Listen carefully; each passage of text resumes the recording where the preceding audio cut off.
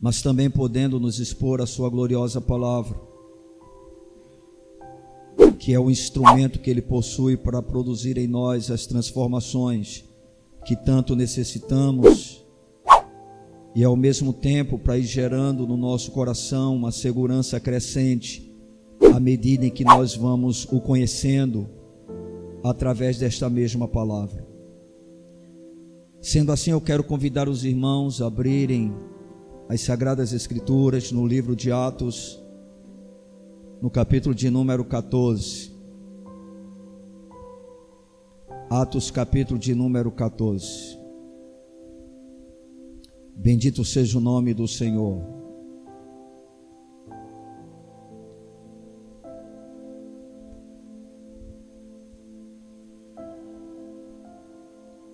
Nós vamos fazer a leitura apenas de 2 versículos, os versos 21 e 22,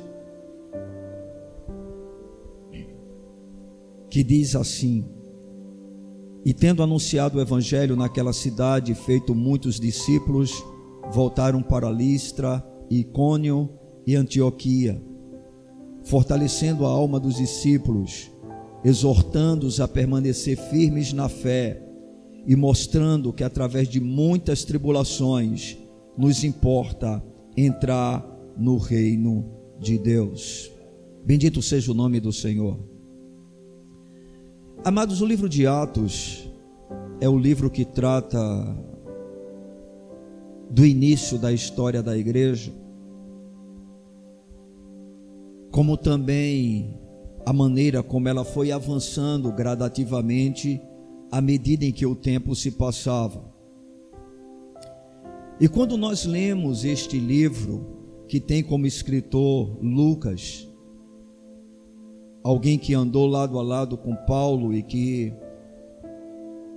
obteve conhecimento da história de Jesus através de uma pesquisa que ele mesmo realizou. Quando nós chegamos neste livro que fala do início da igreja, do seu desenvolvimento, nós podemos observar as muitas lutas que foram travadas pelos primeiros cristãos. E também neste livro a gente vai ver como era a maneira que esses mesmos cristãos enfrentavam cada uma dessas lutas, e ainda o que motivava as suas ações, ou seja, o comportamento de cada um deles em meio às grandes batalhas que eles enfrentavam. E acredito eu que isso serve para nós como modelo do que significa a verdadeira vida cristã, sobretudo no enfrentamento das aflições ocasionadas pela obediência à palavra de Deus, assunto este que é extremamente importante para os dias que estão chegando. Talvez os irmãos não consigam perceber o que está em jogo, o que está em andamento, mas a verdade é que a cada dia que se passa, o cerco contra a igreja está se apertando, e a tendência natural é que as dificuldades estejam aumentando mais e mais em relação à nossa fé. Isso tem acontecido em todo o mundo. Eu andei rapidamente fazendo uma pequena pesquisa, e aí descobri que somente no ano de 2019, 215 milhões de cristãos em toda a face da terra foram perseguidos, isso no ano de 2019. Sem falarmos na quantidade assustadora daqueles que foram mortos por causa de sua fé. E é evidente que de lá para cá as coisas só têm se complicado. Inclusive muitos países onde havia uma certa liberdade para que o evangelho pudesse ser proclamado, essa liberdade gradativamente está sendo tolhida, está sendo impedida. Ouvi recentemente que no Chile, por exemplo, está sendo proibido a evangelização. Ou seja, os crentes podem até se reunir, eles podem até cultuar a Deus, mas eles não podem mais anunciar a sua fé livremente, eles não podem pregar a palavra do Senhor. Na Venezuela não está sendo muito diferente, na Bolívia da mesma forma, no México a pressão é muito grande, a Argentina, que é um país que está sendo dominado gradativamente também pelo comunismo, já existe uma total ameaça à liberdade religiosa, sobretudo para os cristãos. Enfim, irmãos, nós estamos vivendo tempos muito difíceis. A decisão mais recente tomada pelo Supremo Tribunal Federal, que está sendo chamada por muitos de Supremo Tribunal da Vergonha, mostra realmente como as coisas estão andando no nosso país. Porque claramente a Constituição, que é a lei máxima da nossa nação, simplesmente ela não é levada em conta quando estão em jogo os interesses dos poderosos, daqueles que estão no domínio, daqueles que estão no governo. E nós estamos neste momento fazendo culto neste horário por consequência dessa decisão.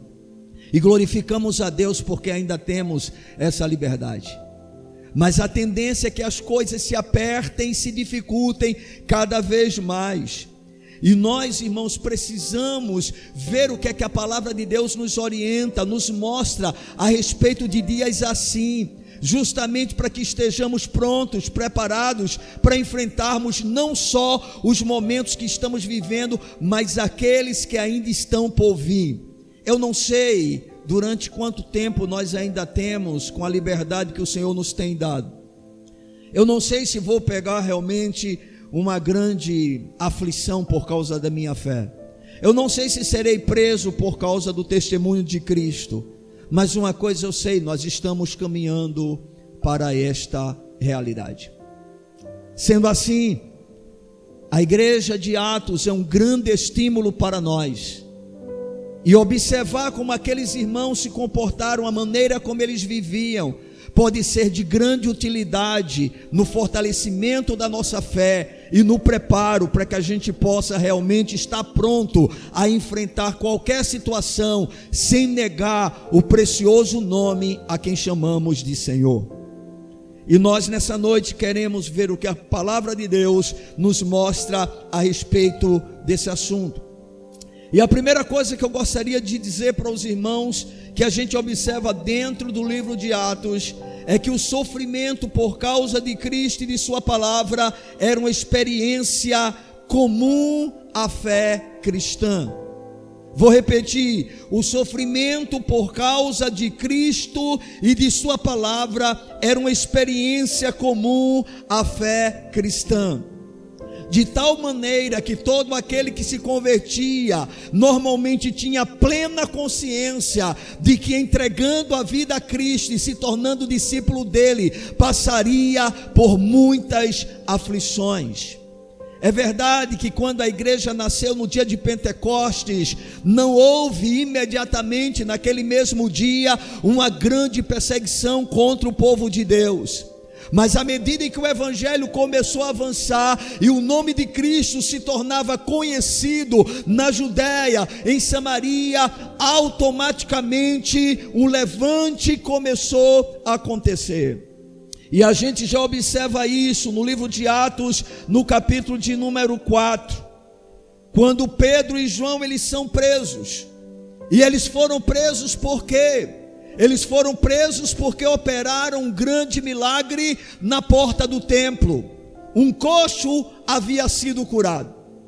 De maneira espetacular, sobrenatural, um homem que era coxo de nascença e que ali era colocado todos os dias para pedir esmolas, quando Pedro e João entravam no templo, ele pediu uma esmola para Pedro e para João.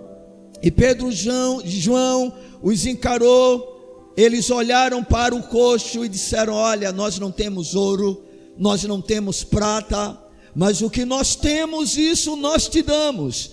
Em nome de Jesus, o Nazareno, levanta-te e anda. E na mesma hora, diz a palavra de Deus, aquele homem saltou e ele entrou no templo glorificando a Deus, e aquilo foi algo tão notório que atraiu justamente a ira de toda a classe religiosa e dominante naquela ocasião.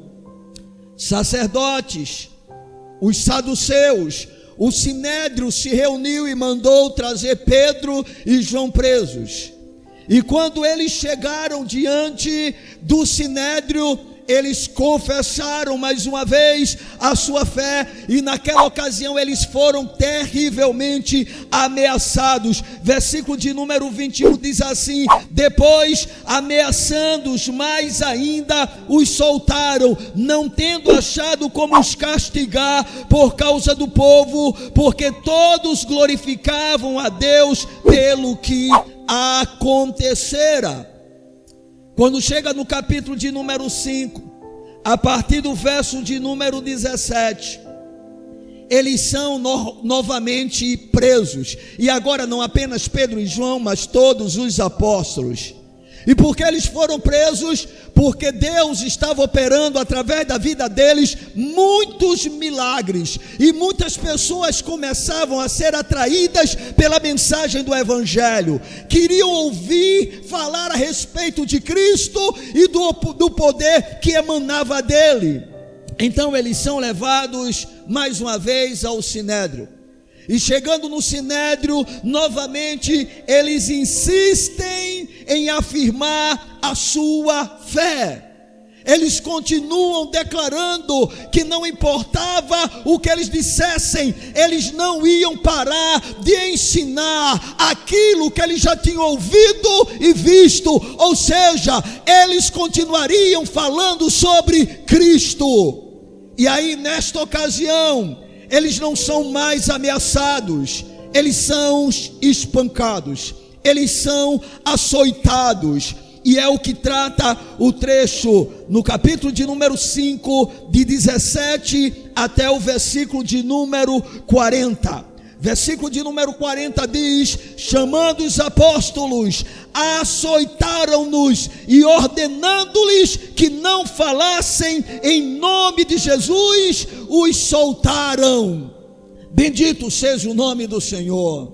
A perseguição era uma coisa comum. Provavelmente os cristãos só tiveram um pouco de sossego logo no início de sua fé, mas a partir do momento em que essa fé começou a trazer frutos e resultados, a perseguição passou a existir como sendo algo normal na vida deles. No capítulo de número 6, os versos de número 8 até o 15, nós temos o primeiro homem que é mártir na vida da igreja primitiva, Estevão.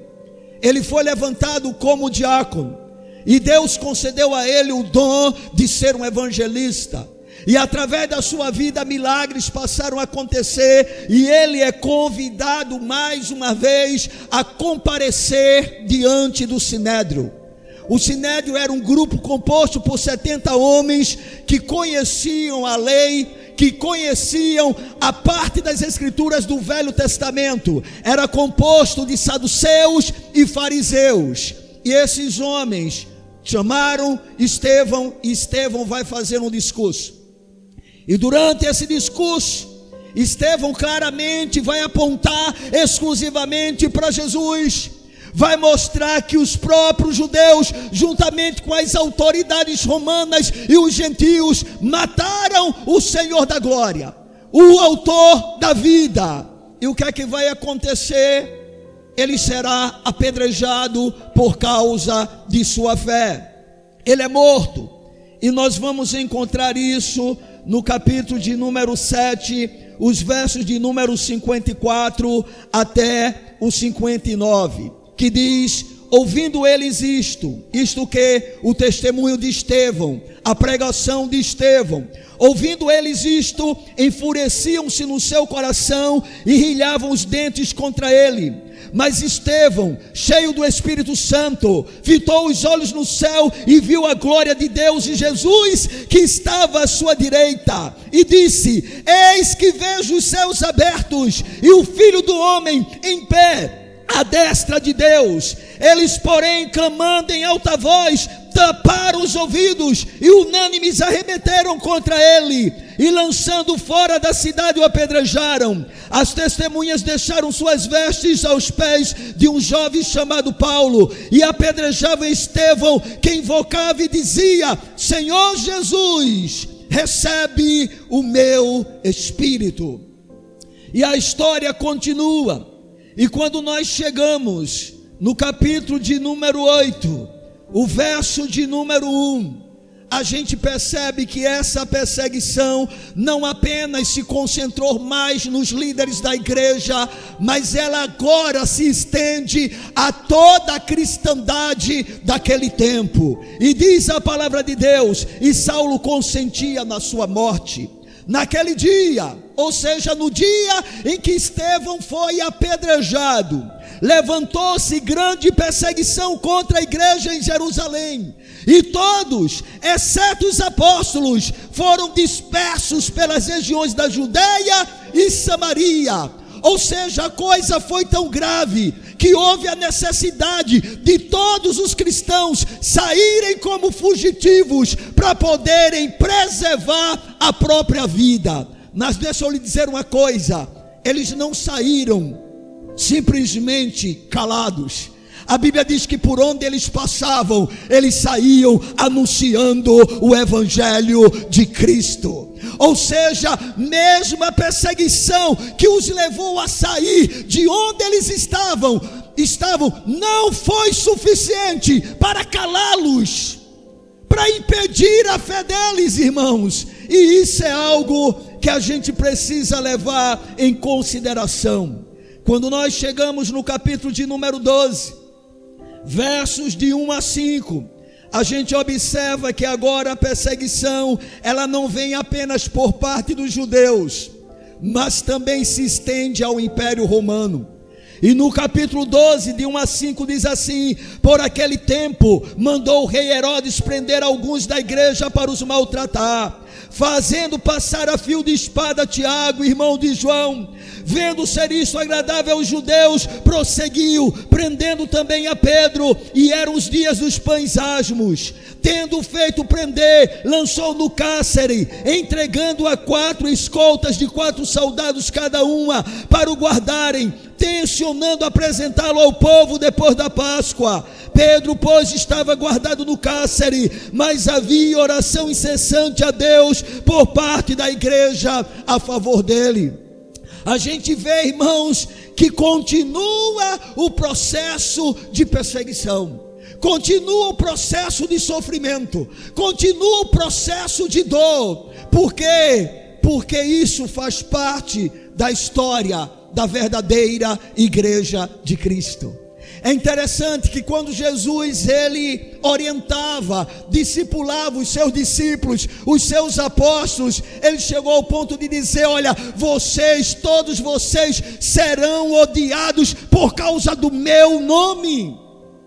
Vocês vão padecer por causa do meu nome. Ou seja, o sofrimento devido à perseguição nunca foi uma novidade no meio do povo de Deus. Eu posso compreender, eu entendo que realmente é muito difícil servir ao Senhor em situações assim, mas eu posso lhe garantir que a verdadeira igreja de Cristo, ela triunfará no meio das aflições. Irmãos, a congregação cristã hoje, chamada igreja, ela está repleta de muitas pessoas cuja fé de fato não está alicerçada na rocha, que é Cristo e a sua palavra. Isso pode ser observado no comportamento dos crentes diante das dificuldades que são enfrentadas. Muitos acham algo anormal e até tentam mudar determinadas situações pela própria força, agindo de maneira carnal, natural e humana. Mas a genuína igreja do Senhor sempre soube que para se entrar no reino de Deus é necessário se passar por muitas aflições. No capítulo de número 14, o verso de número 19, nós podemos observar que Saulo, chamado agora Paulo, que era um perseguidor ferrenho da igreja cristã, que inclusive teve a sua experiência com Cristo no caminho de Damasco, quando havia recebido cartas dos responsáveis religiosos de sua época para prender cristãos. Ele se converteu a Cristo, e que Cristo, quando chamou, disse: olha, você vai padecer muito por causa do meu nome, você vai sofrer muito por causa do meu nome. E quando chega no capítulo de número 14, verso de número 19, Paulo havia operado um milagre em Listra. Paulo se tornara uma das principais testemunhas de Cristo naquela época. E quando chega no verso de número 19, diz assim: sobrevieram, porém, judeus de Antioquia e Icônio, e instigando as multidões e apedrejando a Paulo, arrastaram-no para fora da cidade, dando-o por morto. E é dentro desse contexto que o apóstolo Paulo se levanta. Versículo 20 diz: rodeando, porém, os discípulos, levantou-se e entrou na cidade. Deus ali operou um milagre, porque o Senhor continua e Ele sempre foi o Deus de milagre. E quando Ele quer fazer, Ele faz. Quando Ele age, ninguém pode impedir o seu agir.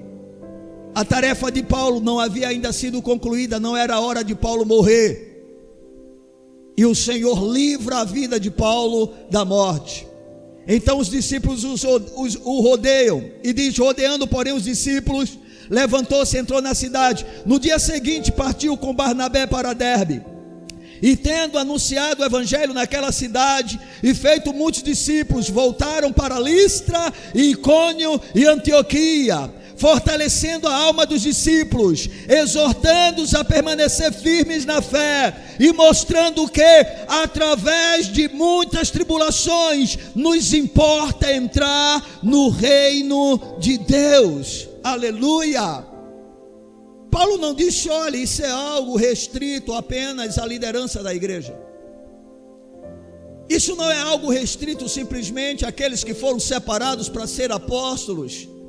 Isto é algo que todo discípulo de Jesus precisa ter a consciência, que caminhar com Ele pode implicar em muitos momentos da vida aflição, sofrimento por causa de sua fé. E parece que gradativamente nós estamos chegando a esse ponto. Louvado seja o nome do Senhor. Amados, eu não sei se estou pronto para ser perseguido por causa de Jesus, mas eu sei que isso significa que Ele está voltando. Quando nós falamos da vinda de Cristo, é muito comum a gente dizer Maranata, ora vem Senhor Jesus, só que nós não conseguimos compreender o que essas palavras realmente significam. Porque é evidente que Jesus virá, nós sabemos porque Ele prometeu, e a sua palavra é a verdade digna de inteira aceitação, mas esta vinda será precedida primeiramente pelo começo e princípio das dores, e que com certeza toda a igreja de alguma maneira deve experimentar um pouco dessas dores. É algo comum, irmãos, sofrer por causa da fé. Paulo, quando escreveu ao seu filho chamado Timóteo, ele disse: olha, Timóteo, todo aquele que quiser viver piedosamente em Cristo vai sofrer perseguição. E nós estamos nos aproximando do dia em que a gente ou faz acordo com as trevas, ou a gente experimentará perseguição por causa do Evangelho de Cristo. Mas mais uma vez eu quero dizer, há uma igreja triunfante, há uma igreja que é a noiva do Cordeiro, há uma igreja que Jesus vem buscar, e essa igreja, segundo diz lá no livro de Apocalipse, ela vencerá pelo sangue do Cordeiro e pelo testemunho da palavra. Aleluia! Não é à toa que Jesus afirmou: as portas do inferno não prevalecerão contra a minha igreja. Temos essa garantia dada pelo Senhor, mas a grande questão é: será que nós estamos entre estes que estão prontos e preparados para isto? Será se realmente fazemos parte da noiva que o Senhor vem buscar? É algo que precisamos refletir, que precisamos avaliar na nossa própria vida. Bem, o livro de Atos também não apenas nos mostra que o sofrimento por causa de Cristo e de sua palavra era uma experiência comum à fé cristã, mas também vai nos mostrar a maneira como essa igreja enfrentava as lutas e as aflições que ela vivenciava. E a gente pode perceber e descobrir dentro desse livro que a igreja enfrentava as suas lutas com a arma da oração. A igreja enfrentava as suas lutas com a arma da oração. Irmãos, no capítulo de número 4, os versos 23 em diante, até o 31, fala da primeira prisão do apóstolo Pedro e do apóstolo João. E diz assim: uma vez soltos, procuraram os irmãos e lhes contaram quantas coisas lhe haviam dito os principais sacerdotes e os anciãos. Ouvindo isto, unânimes, levantaram a voz a Deus e disseram: Tu, soberano Senhor, que fizestes o céu, a terra, o mar e tudo o que neles há, que dissestes por intermédio do Espírito Santo, por boca de Davi, nosso pai, teu servo, porque se enfureceram os gentios e os povos imaginaram coisas vãs. Levantaram-se os reis da terra e as autoridades ajuntaram-se a uma contra o Senhor e contra o seu ungido, porque verdadeiramente se ajuntaram nesta cidade contra o teu santo servo Jesus, ao qual ungiste Herodes e Pôncio Pilatos, com gentios e gente de Israel, para fazerem tudo o que a tua mão e o teu propósito predeterminaram. Agora, Senhor, olha para as suas ameaças e concede aos teus servos que anunciem com toda a intrepidez a tua palavra, enquanto estendes a mão para fazer curas, sinais e prodígios por intermédio do nome do teu santo servo Jesus.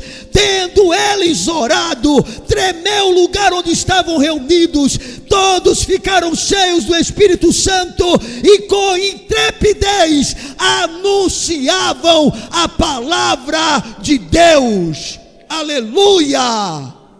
Ameaças não paravam a igreja, açoites não paravam a igreja, apedrejamento ou espada não paravam a igreja. E por que não paravam?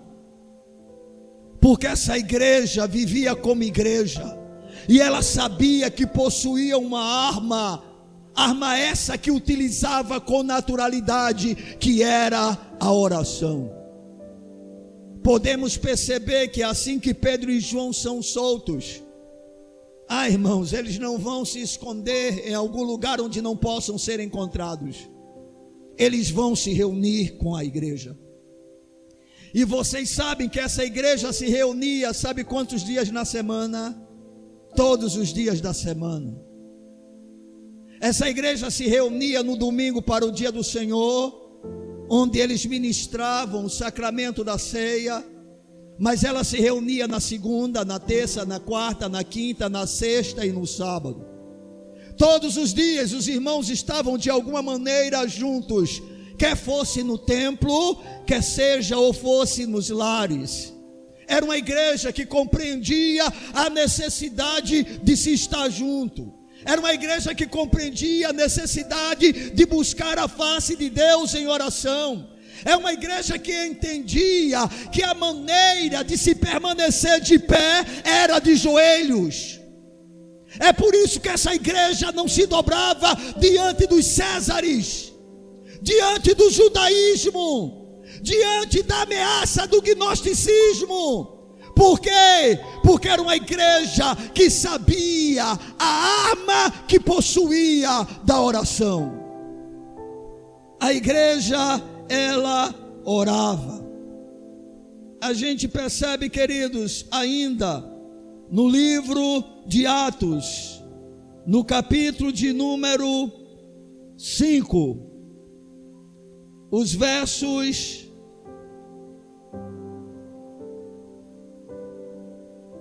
41 e 42.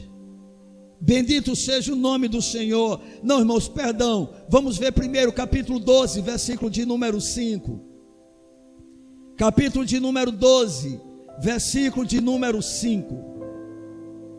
Diz assim a palavra de Deus: Pedro, pois, estava guardado no cárcere, mas havia oração incessante a Deus por parte da igreja a favor dele. E deixa eu lhe chamar a atenção para um detalhe: não era oração individual apenas, era oração coletiva. Eu posso lhe garantir, a igreja de Jesus nunca deixou de se reunir, nem mesmo no meio da maior perseguição que já experimentou.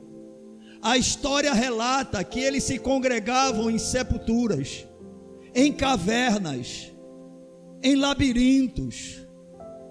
Sabe por quê? Porque eles sabiam o que significava o corpo de Cristo. Irmãos, a visão de igreja era tão profunda por parte desses amados irmãos, que sequer eles viajavam individualmente falando. Não era uma questão simplesmente por se ter uma companhia. Não era uma questão simplesmente porque aquilo era mais interessante para lidar com determinadas situações. É porque eles sabiam que está escrito na palavra do Senhor que é melhor serem dois do que um. Eles tinham conceito de corpo, eles tinham conceito de unidade. A gente vai ver, por exemplo, quando Pedro ele vai lá para a casa de Cornélio, ele vai só.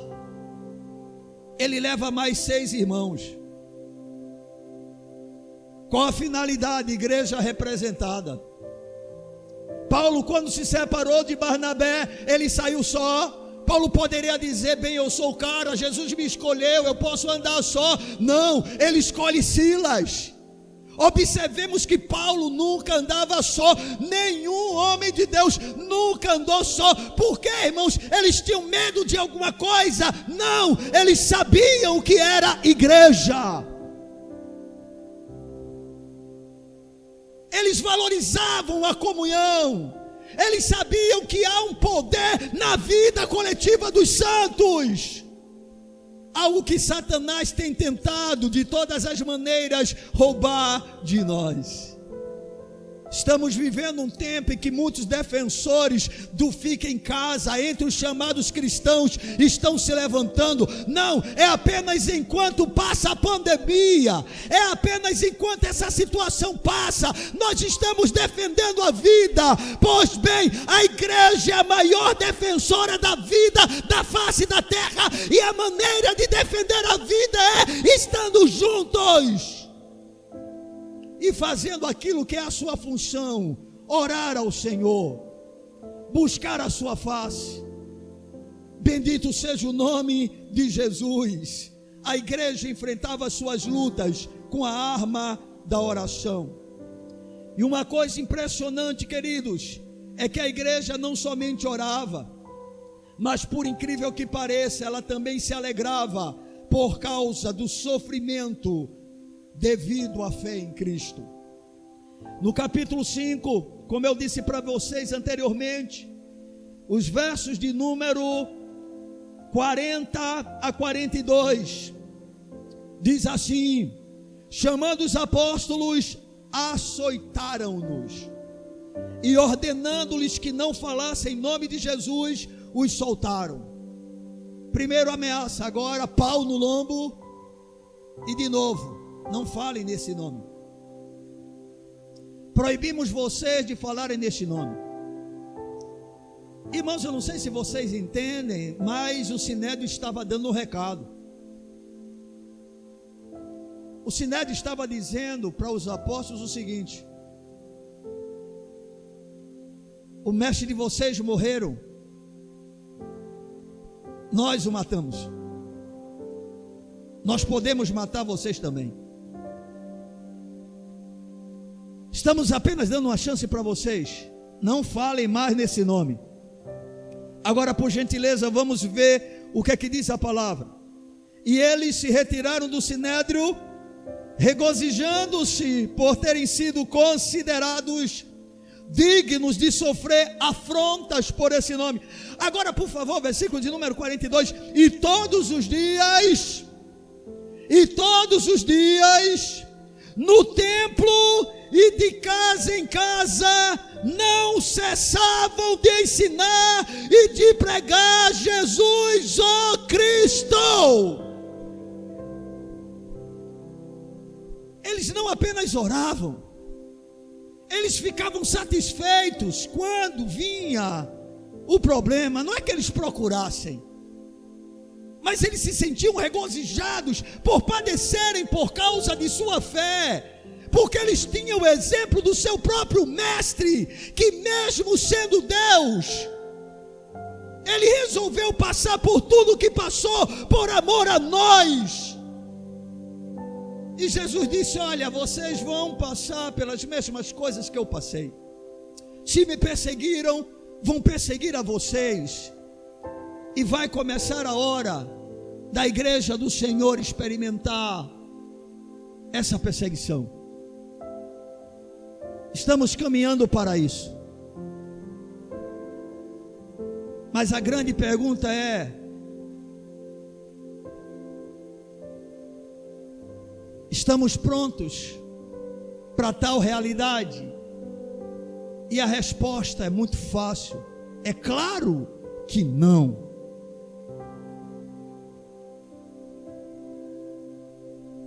Não estamos preparados.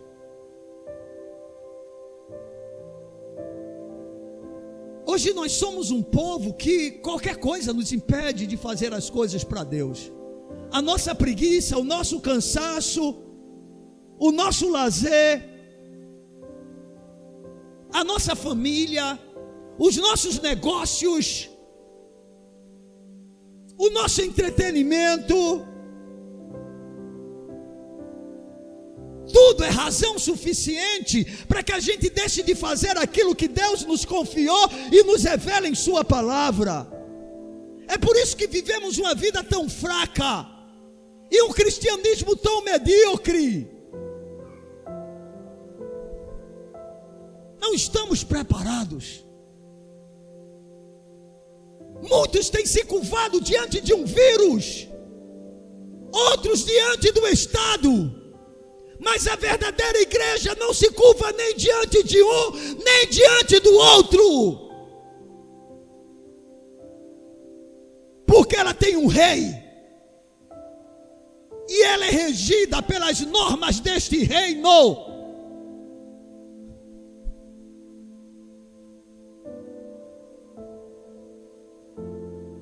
Até quando, irmãos, nós vamos viver uma vida de apatia como temos vivido? Até quando viveremos puramente de maneira religiosa? Até quando não vamos compreender o momento no qual nós estamos? Me impressiona a nossa demência diante de todos os acontecimentos. É algo que chama a atenção. Não ainda conseguimos perceber a gravidade daquilo que está realmente ocorrendo.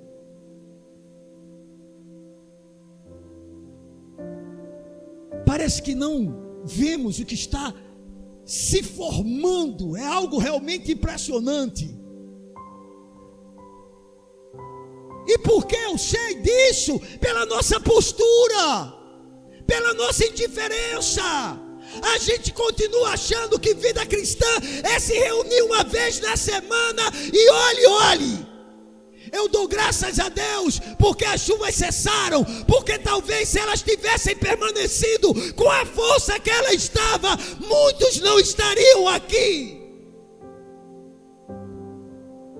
Porque até uma chuva forte é suficiente para nos tirar de adorar aquele que é digno de receber louvor, honra e glória no seu dia.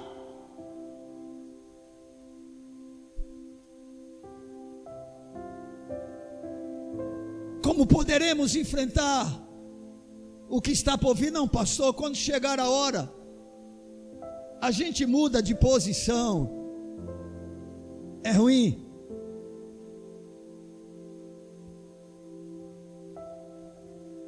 É feito aqueles que querem se preparar depois do arrebatamento.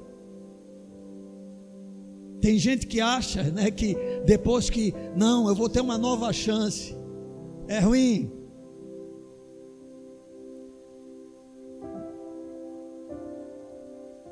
Meus amados, se nós não compreendermos a arma, a única arma que temos, nós só temos uma arma: oração. Isso requer união, isso requer vida coletiva. Eu fico pensando, será que os cristãos daquela época viviam uma vida mais favorável do que a nossa, para terem tempo de se reunir diariamente para buscar a face de Deus? Porque nós vivemos de maneira tão corrida e o nosso tempo nunca dá para as coisas do Senhor, exceto, claro, no domingo. Afinal de contas, nós nos acostumamos com isso.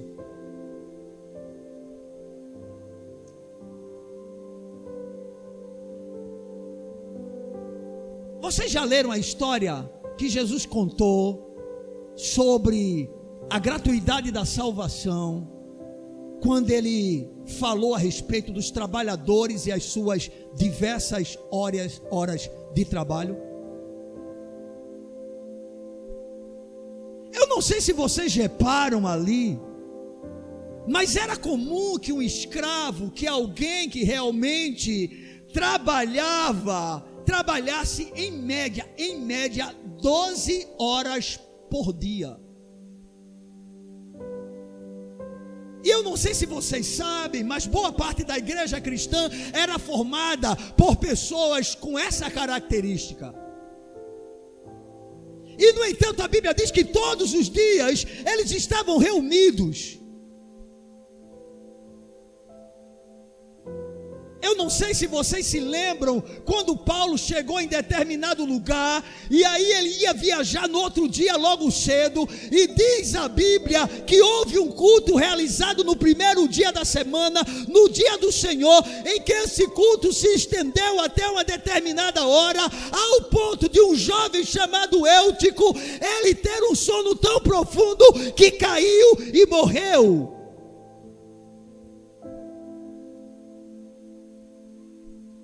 Por que será que aquele jovem dormiu tanto?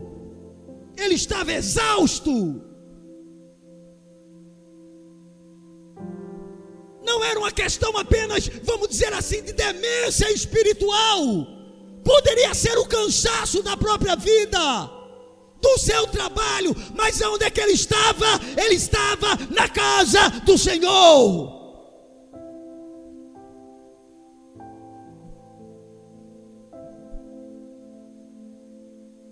Irmãos, eu volto a insistir, por favor. Eu não quero de maneira alguma afrontar ninguém, porque quando eu faço isso eu estou referindo à minha própria vida. Nós somos uma vergonha ao Evangelho de Cristo. Nós somos uma vergonha aos homens que fazem parte da galeria da fé, que está lá no livro de Hebreus.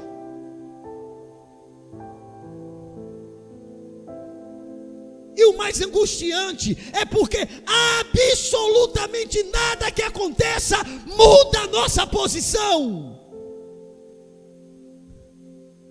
Pelo contrário, à medida que o tempo passa,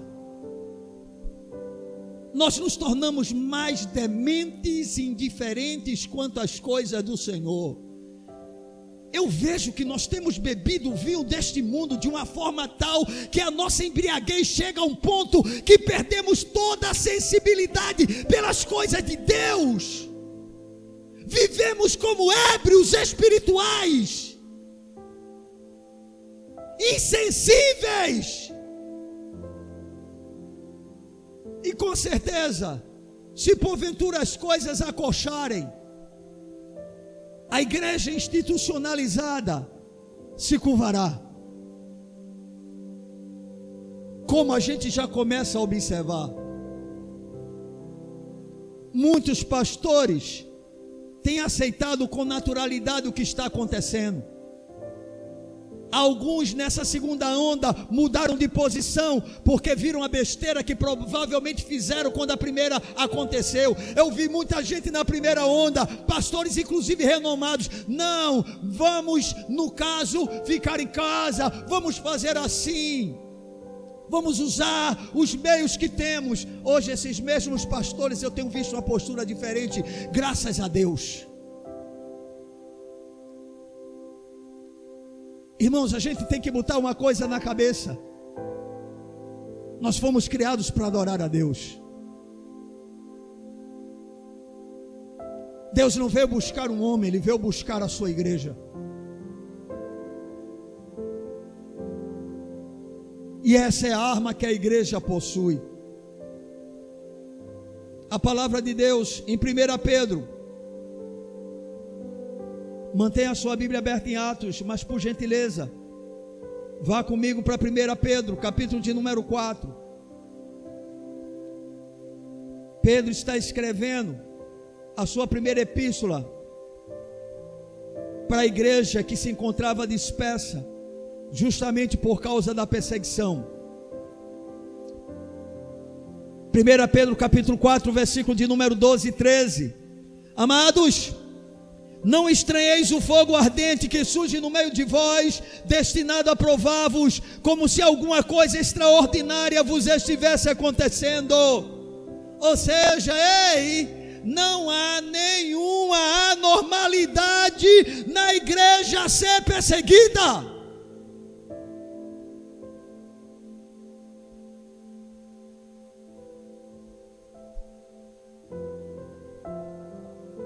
Para a gente parece existir, né? Nós crescemos dentro de uma geração favorecida por um país denominado cristão, assim como aconteceu nos Estados Unidos e em outras nações da face da terra.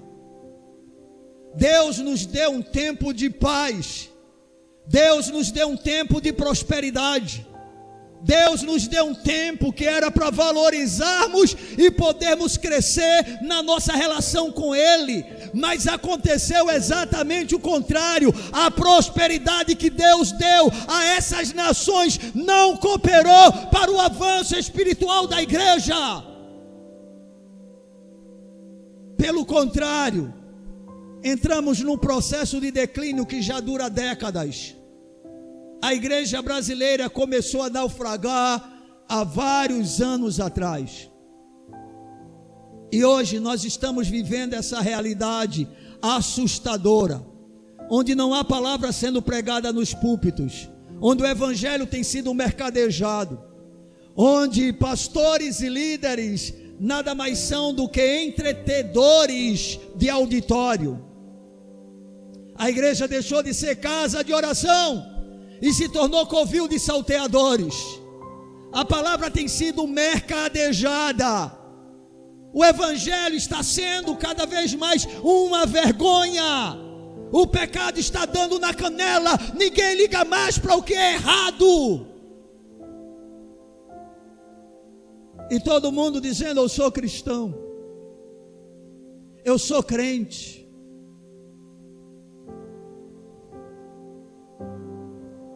Irmãos, nós chegamos em um ponto em que o pecado já não traz mais nenhum constrangimento para nós. A nossa situação se tornou quase insuportável diante de Deus.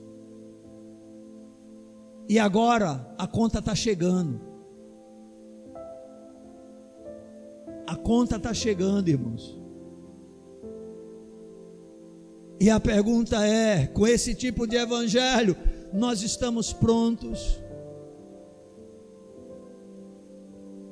Bem, compete a você responder a essa pergunta. Não posso ser juiz da sua própria vida. Já basta a minha, que eu mal dou conta dela. O sofrimento por causa de Cristo e de sua palavra, queridos, no livro de Atos, a gente percebe que era uma experiência comum à fé cristã. Isso pode ser visto em todo o livro. Inclusive, ele vai concluir com o apóstolo Paulo, sabe aonde? Na prisão.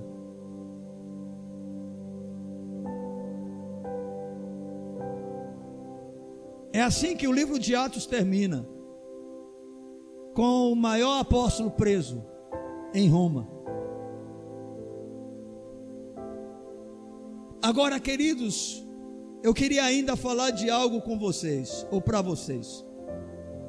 A gente começou essa ministração dizendo que no livro de Atos a gente pode observar as muitas lutas travadas pelos primeiros cristãos, como também a maneira como eles enfrentavam cada uma dessas situações e o que motivava as suas ações. Ou seja, qual era a grande motivação dos cristãos primitivos e daqueles que durante toda a história viveram situações semelhantes a estas, mas não negaram a sua fé. O que é que motivava as ações da igreja no enfrentamento das lutas que essa mesma igreja enfrentava? E eu posso lhe garantir que a motivação da igreja, a única coisa que motivava a igreja era o próprio Deus. Não havia nada que pudesse ocupar esse lugar para a igreja primitiva. Deus era o seu motivador. Observem por gentileza no livro de Atos, capítulo 4, versos 18 a 20. Pedro e João estão perante o sinédrio. Eles são confrontados por causa do milagre que aconteceu. Quando chega nos versos 18 a 20, diz o seguinte: chamando-os, no caso, aqueles que estavam no sinédrio, ordenaram-lhes que absolutamente não falassem nem ensinassem em o nome de Jesus. Mas Pedro e João lhes responderam: julgai se é justo diante de Deus ouvir-vos antes a vós outros do que a Deus, pois nós não podemos deixar de falar das coisas que vimos e ouvimos. Ou seja, nós estamos fazendo o que estamos fazendo porque Deus é aquele que nos conduz. Deus é a razão de tudo isso. Deus é a nossa motivação. É por obedecer a sua palavra que nós estamos fazendo o que estamos fazendo. Irmãos, deixa eu dizer uma coisa para você: não existe ato de rebelião contra ninguém, quando o que nós estamos fazendo é o que Deus nos manda fazer. Eu vou repetir: não existe ato de rebelião contra ninguém, quando o que nós estamos fazendo é o que Deus nos manda fazer. Não há. Alguns vão se utilizar das escrituras e vão dizer: pastor, mas a palavra de Deus diz que nós devemos nos sujeitar às autoridades superiores. Sim, está lá no livro de Romanos, está no livro de Pedro. Fomos ensinados por Jesus a respeito disso. Mas deixa eu lhe dizer uma coisa: há um rei que é soberano, há uma constituição que é eterna. Os homens podem não obedecer à constituição da terra, mas a igreja obedece à constituição dos céus. A verdadeira igreja não se dobra diante de decretos humanos. Não adianta, irmãos, a igreja não vai parar, a verdadeira igreja não. Se disserem agora não pode mais fazer culto, nem dia, nem hora nenhuma, a verdadeira igreja permanecerá se reunindo. E talvez como nunca se reuniu antes. Porque quando a coisa acochar, aí eu e você vamos entender que precisamos mais uns dos outros. Aí talvez o nosso lar já não seja tão confortável.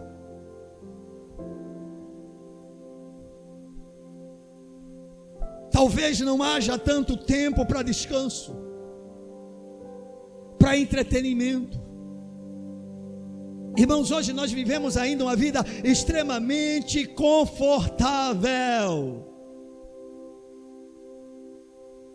Eu fico imaginando hoje, porque todo cristão, pelo menos dentro daquilo que está estabelecido, não pode fazer mais nada depois das 8 horas da noite, a não ser pedir comida via internet. É o delivery, para encher a pança em casa, para comer a pizza, para comer o açaí. E eu fico pensando o que é que tanto o povo de Deus faz nas suas casas durante as noites, que não se atende ao chamado para orar.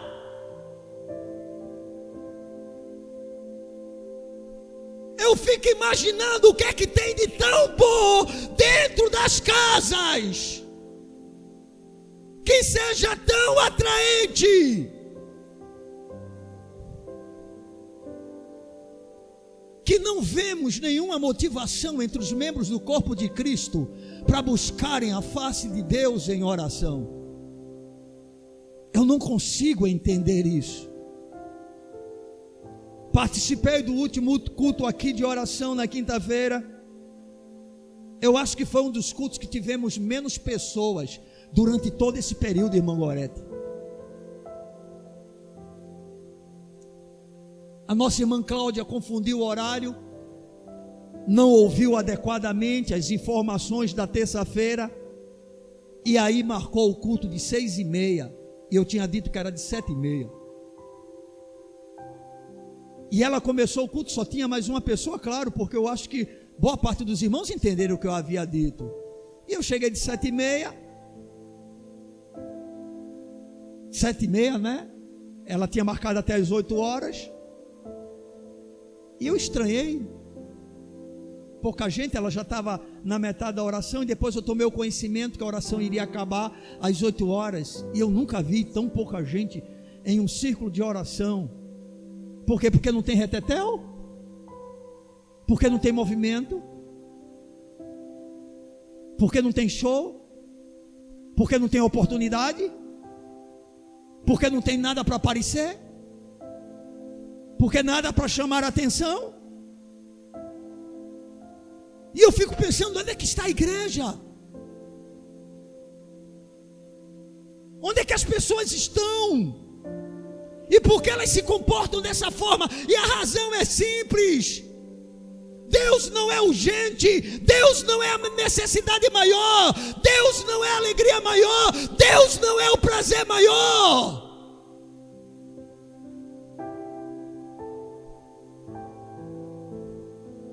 Irmãos, que realidade é nossa? Nós não temos Deus como sendo a nossa maior motivação. E aí você tem que participar de um culto livre, onde todos podem estar presentes, com 15, 20 pessoas, em uma obra que chega a ter 180 pessoas aproximadamente.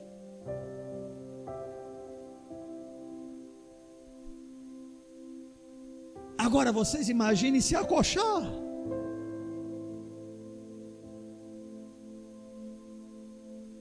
E se começar a haver realmente retaliações reais,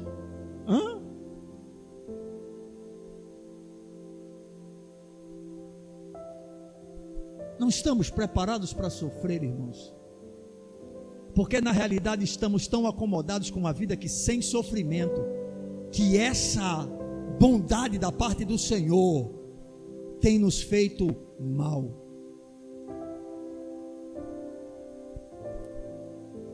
É realmente lamentável o que está acontecendo.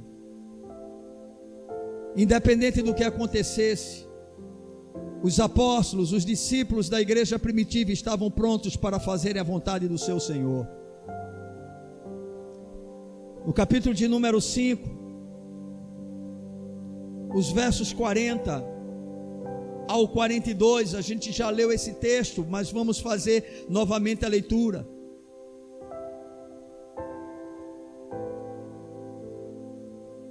Chamando os apóstolos, açoitaram-nos e ordenando-lhes que não falassem em nome de Jesus, os soltaram.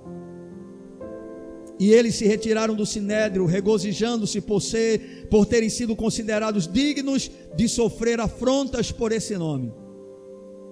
E todos os dias,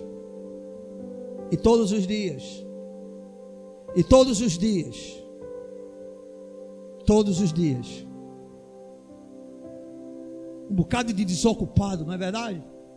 Acho que Pedro não era casado. Bem, mas a Bíblia diz que ele era, né? Um bocado de vadio, todos os dias.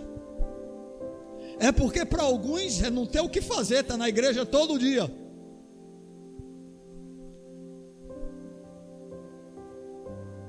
Temos muitos afazeres, não é verdade? O videogame, a família para passear. É uma caminhada só. Dá uma voltinha. Ir para a praça, jogar a conversa fora. Temos muitas coisas para fazer. Pedro não era vadio. João era vadio. Só tinha vadio na igreja primitiva. Ah não, pastor, é porque eles eram apóstolos. Bem, no livro de Atos diz que os irmãos viviam assim. Não era somente os apóstolos.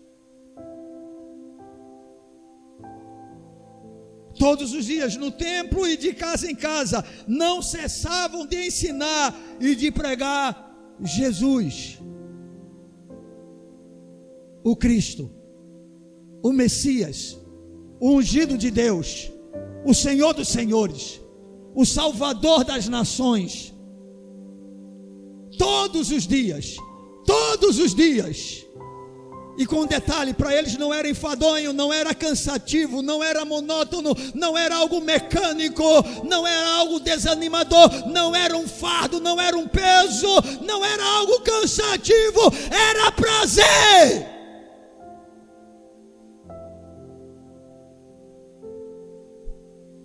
Eles não iam se arrastando, né? Eu vou porque eu sou apóstolo. Porque às vezes nós fazemos as coisas pela função que temos, que ocupamos, pelo cargo que recebemos. Essa igreja, como não tem cargo nenhum, praticamente, temos um grupo de presbítero e um diácono, e os demais atuam naturalmente na vida da igreja, mas não tem nenhum destaque em termos de função. Ou seja, contamos com a vida da membresia normal da igreja.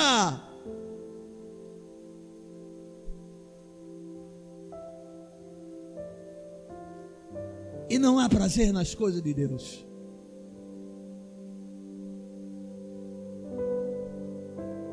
Irmãos, não estamos prontos para o que está acontecendo, nem tampouco para o que está por vir. E só podemos suplicar ao Senhor misericórdia. A igreja primitiva, ela tinha consciência de que sofrer por causa de Jesus era algo extremamente comum. Não via como novidade. E ninguém parava por causa disso. Primeiro Marte, Estevão. Qual foi o segundo? Tiago. Um dos 12 foi-se embora logo. E os demais, todos eles, com exceção de João, foram mortos por causa de sua fé.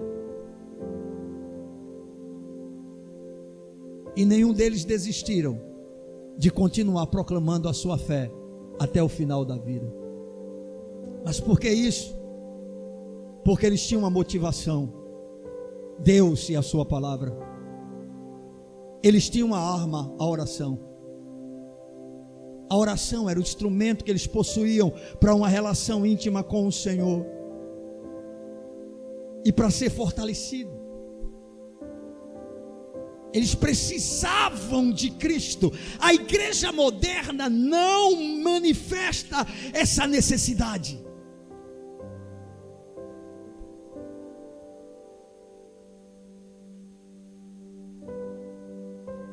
Que Deus tenha misericórdia, irmãos, da nossa pequena fé.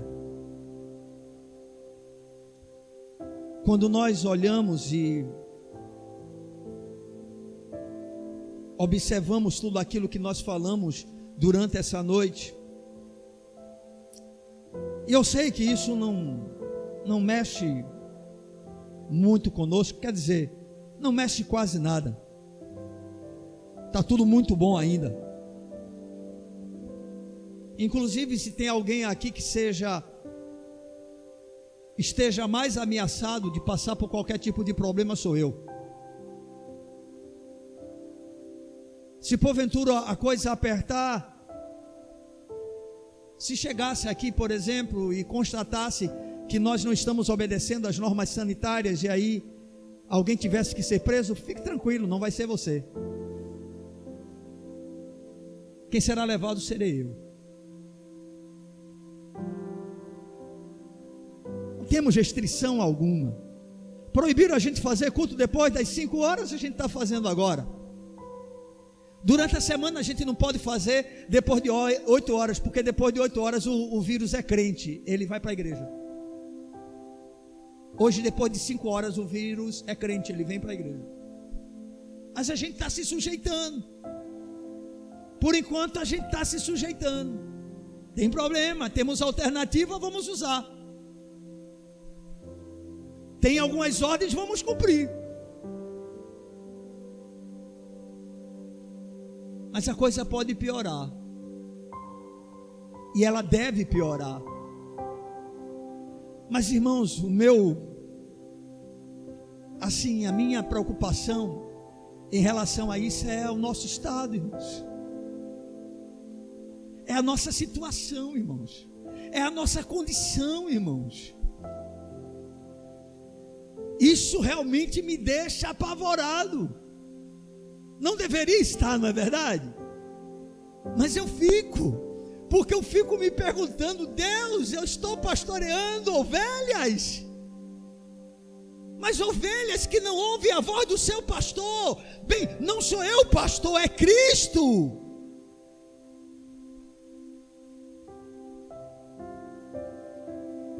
Que não atendem ao seu chamado, à sua convocação. E a gente fica um pouco triste, não é? Ontem foi muita chuva, não foi, irmãos? Ontem choveu um bocado à noite. No dia anterior choveu mais ainda, não foi?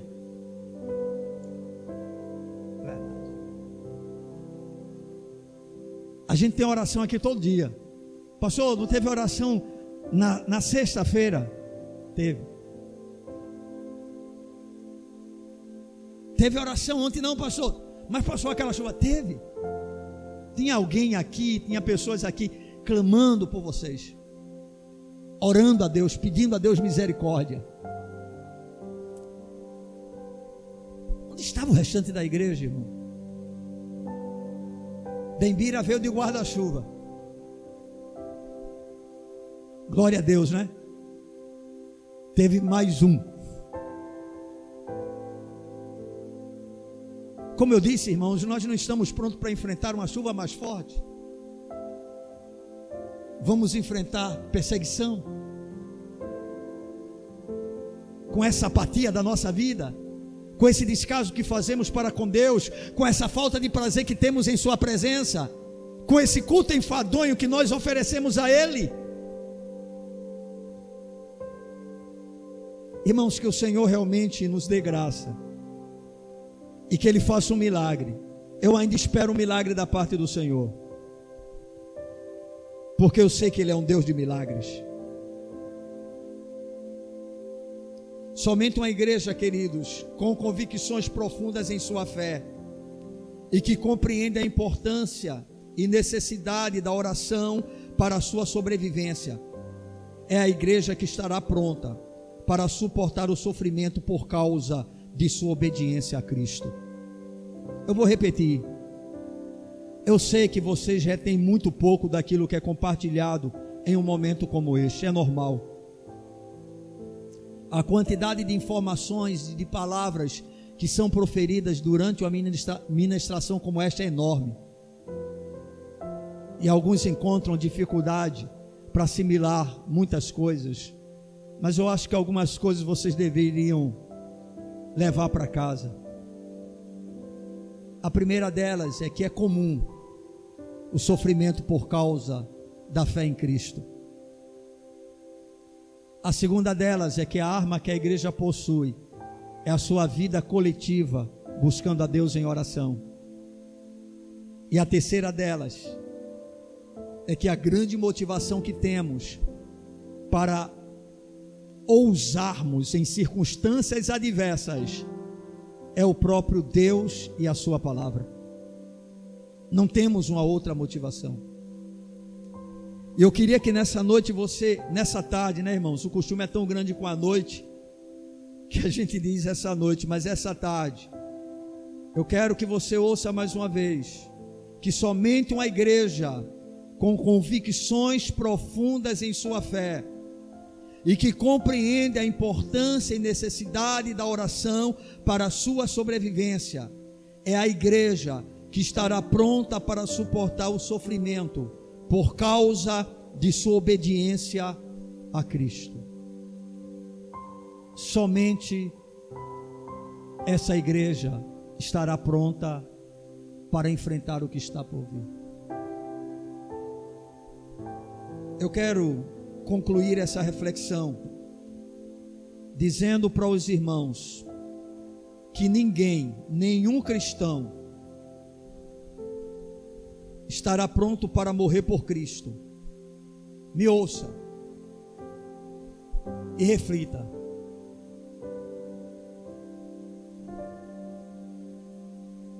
O chamado a ser discípulo de Cristo é um chamado para a morte. Nunca esqueça disso.